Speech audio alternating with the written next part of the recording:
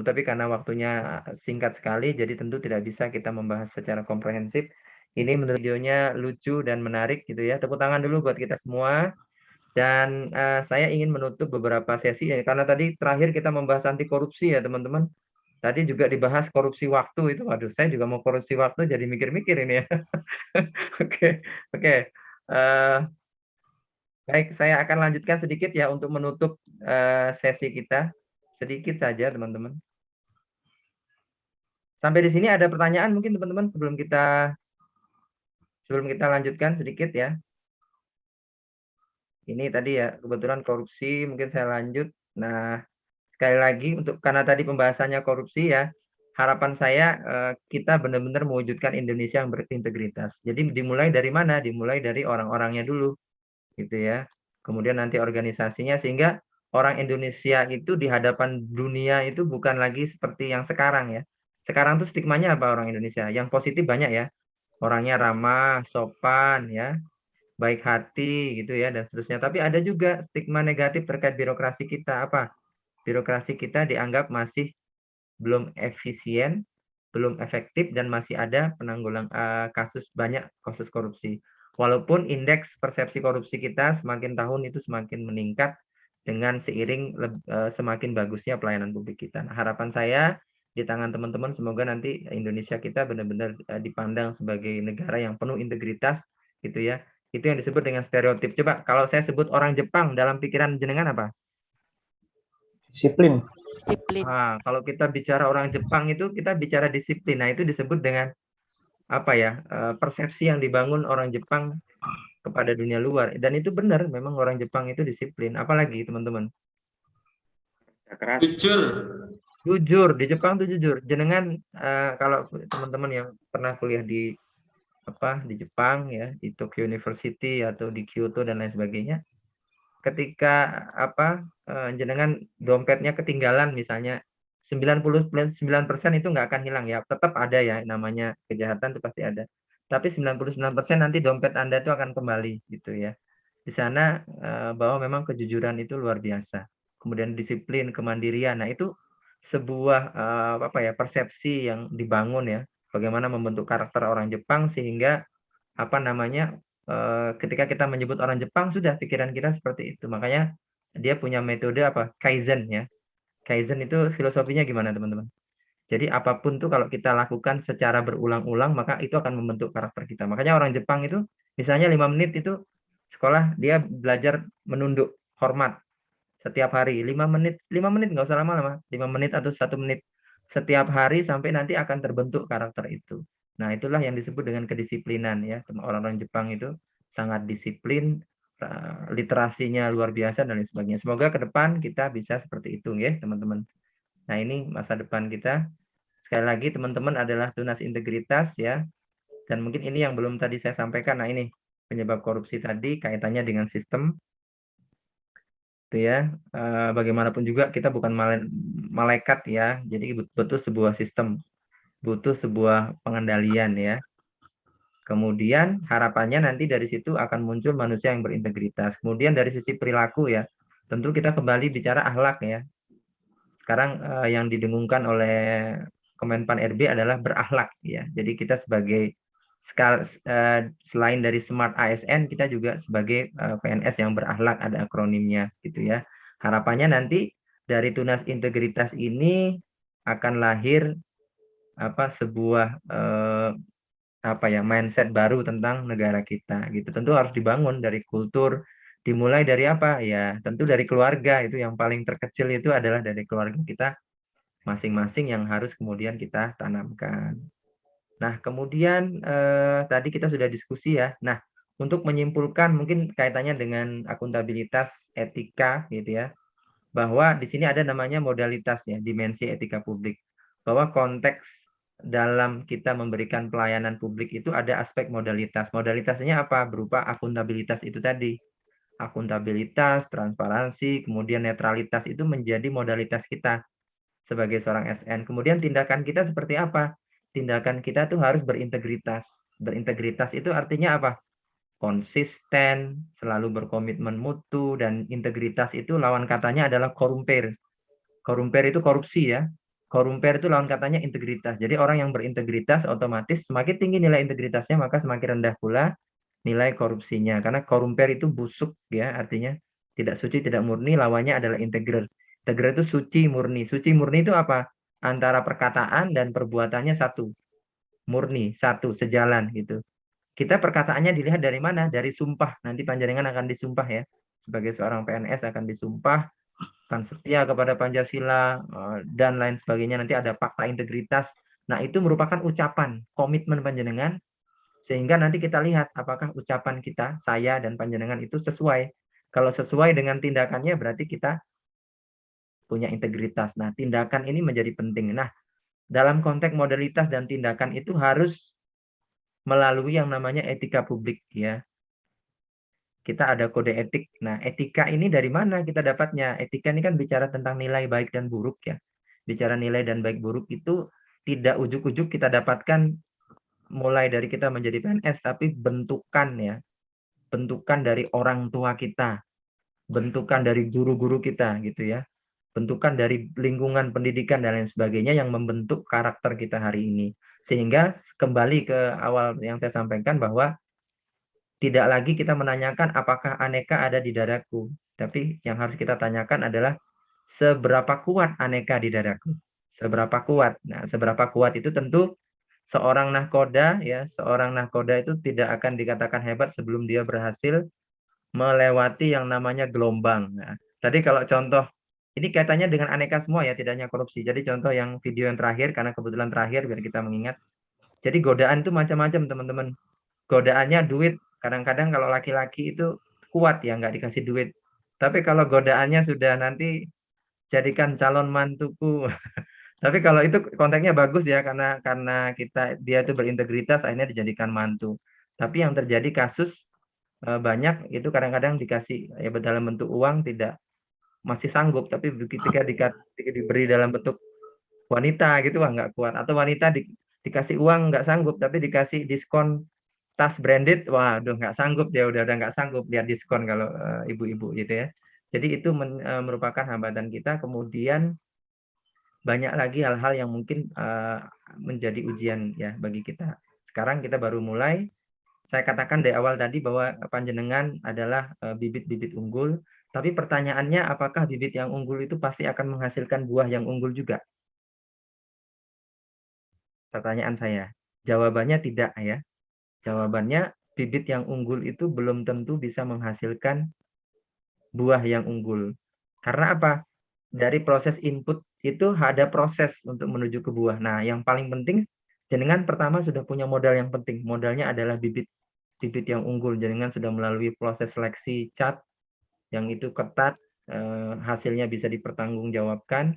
Tinggal nanti bagaimana panjenengan dalam proses ini benar-benar bisa menerapkan aneka misalnya ya, sehingga nanti buahnya itu benar-benar dalam bentuk pelayanan publik yang berkualitas dan relevan. Jadi benar-benar kita nanti bisa memberikan pelayanan publik yang relevan dengan apa? Modalitas tindakan kemudian disaring oleh etika. Etika ini aspeknya luas ya. Ada orang yang sopan, baik gitu ya, tapi korupsi. Nah, itu nggak benar juga gitu ya. Ada orang yang jujur ya, jujur apa ya, baik hati, nggak pernah korupsi tapi kurang sopan. Nah, itu kurang baik juga ya. Jadi harapannya dari sisi sopan santun, kemudian dari sisi kejujuran, memegang rahasia jabatan dan lain sebagainya, semua ada dalam diri kita semua sehingga kita bisa menghasilkan sebuah pelayanan yang berkualitas dan relevan sesuai dengan tujuan reformasi birokrasi kita, yaitu menjadi birokrasi yang berkelas dunia, teman-teman sekalian. Nah, kemudian sebenarnya saya ingin kita nonton ini teman-teman ya, tapi ya waktu kita nggak cukup. Semoga nanti silakan teman-teman bisa menonton. Tapi intinya di sini adalah filmnya bagus ya. Selamat siang Risa, ini film dari KPK ya. Jadi intinya dari film ini ada satu kata kunci ya. Kebaikan itu berasal dari kebaikan sebelumnya. Itu kata kuncinya ya. Jadi apa namanya? Kalau kita berbuat baik hari ini, mungkin tidak langsung bisa kita dapatkan atau bisa kita rasakan. Mungkin nanti anak kita yang merasakan dari kebaikan yang kita lakukan. Oleh karena itu teman-teman silakan berbuat baik, konsisten, berintegritas sebaik mungkin karena yang mendapatkan hasilnya itu tidak hanya kita, tetapi nanti anak-anak kita akan belajar nilai integritas dari kita. Ini contohnya ketika seorang bapak ini ada seorang Risa, dia kepala bidang di perizinan, dia disogok, dia mau disogok ya. Tapi dia menolak. Kenapa dia menolak? Karena dia punya pembelajaran sejak masa kecil dari orang tuanya, di mana orang tuanya itu adalah orang yang sangat jujur. Walaupun mereka kelaparan, orang tuanya tetap bersikap jujur, tidak mau korupsi. Pada saat itu dia mau disogok untuk gudangnya disewa ya, untuk kalau di akuntabilitas itu barang milik negara tapi mau digunakan untuk korporasi tertentu. Nah, dia menolak. Nah, karena dia menolak itu punya cerita atau ingatan yang kuat lekat di benaknya Risa sehingga membentuk karakter Risa untuk menjadi orang yang jujur. Nah, artinya apa? Kalau kita mau anak kita jujur, berarti kita harus mulai jujur dulu karena anak kita belajar dari kita, gitu, belajar dari pengalaman kita, belajar dari apa yang dia lihat. Itu dalam konteks kita bicara nilai-nilai dasar. Dan sekali lagi komitmen mutu itu kaitannya dengan teman-teman harus selalu berinovasi, gitu ya. Pilihannya hanya dua, mau bisnis as usual atau inovasi. Semuanya ada risiko. Panjenengan mau stagnan, nggak mau berinovasi, ya ada risikonya. Mau berinovasi juga ada risikonya. Jadi menurut saya, kenapa tidak memilih inovasi saja, gitu ya. Toh sama-sama punya risiko. Dan teman-teman sekalian, sebagai penutup, saya ingin menayangkan sebuah video yang menurut saya sangat menarik ya, untuk menutup sesi kita pada sore hari ini. Oke, videonya mana ya? Ini.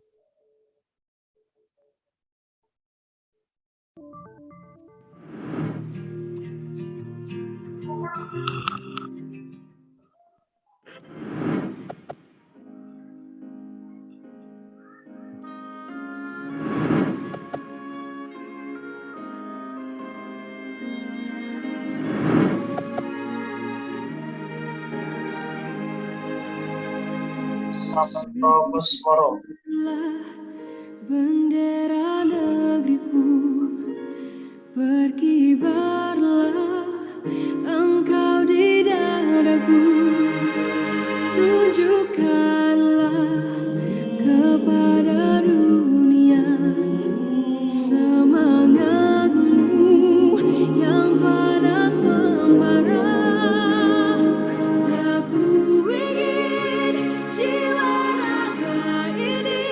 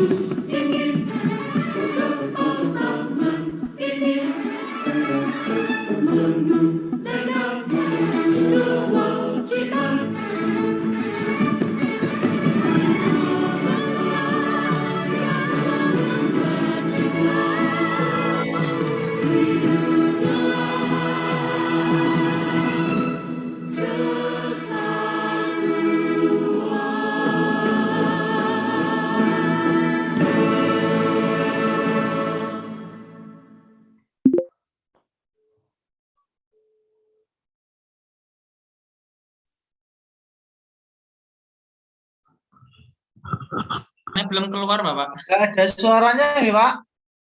Oh, sorry. Halo, tes, sudah kedengeran? Sampun, sampun. Oke. Waduh, saya sudah hampir menutup tadi ya. Oke. Baik, tadi itu menurut saya lagu penutup buat kita sebagai penyemangat buat kita semua bahwa pertama kita ini anak-anak bangsa Indonesia. Kemudian tagline di kelompok terakhir tadi bagus ya, PNS Bantul hebat.